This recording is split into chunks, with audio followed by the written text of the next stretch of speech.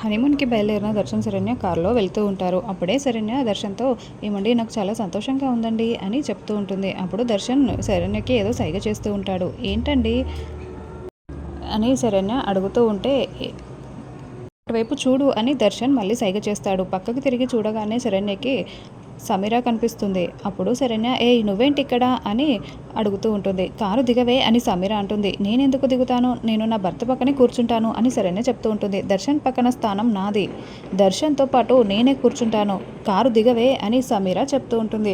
"ఏయ్ పిచ్చి పిచ్చిగా మాట్లాడుతున్నావేంటి? ఏంటండి అది అలా మాట్లాడుతుంటే మీరేం మాట్లాడరు" అని శరణ్య దర్శన్‌ని అడుగుతూ ఉంటుంది.